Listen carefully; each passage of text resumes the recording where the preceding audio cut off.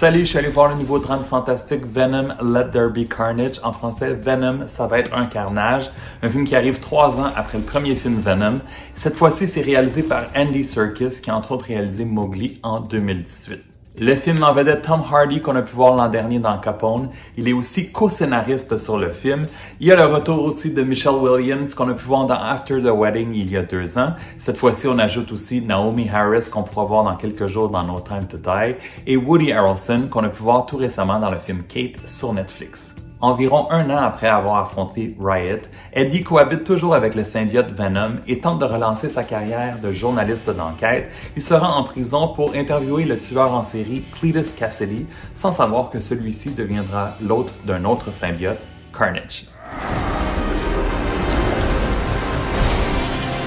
Eddie, you feel like home to me.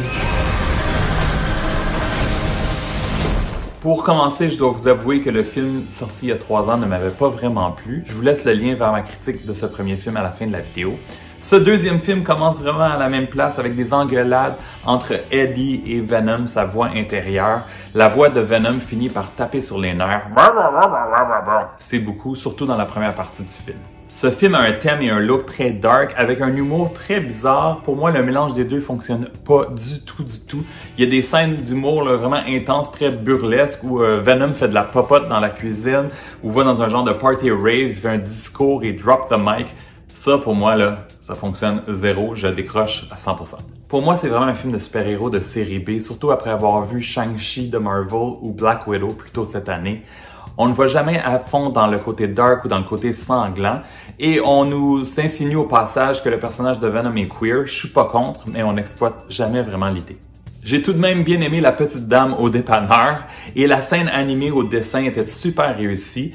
L'ajout de Woody Harrelson est intéressant. Naomi Harris est sous-utilisée et il y a vraiment un décalage entre son personnage au début et à la fin pour moi.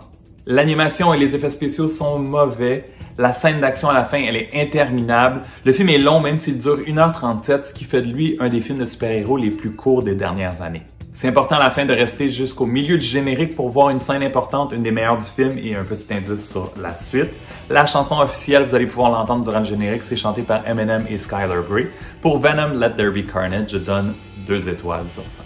Si t'as aimé la vidéo, donne un thumbs up ou un like et dans les commentaires, dis-moi si t'as l'intention d'aller voir le film. Et si tu l'as vu, qu'est-ce que tu en as pensé? Tu sais que tu peux me suivre sur ma page Facebook, sur mon compte Instagram, sur mon compte Twitter et abonne-toi à ma chaîne YouTube. Dans les prochains jours, je vous partage ma critique du nouveau film de James Bond très attendu, No Time to Die, et je vous présente une nouvelle série de capsules vidéo. À très bientôt. Ciao!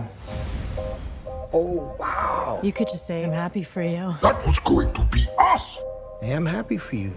No! God, I'm so sorry. Not sorry. This two needs some serious couples counseling.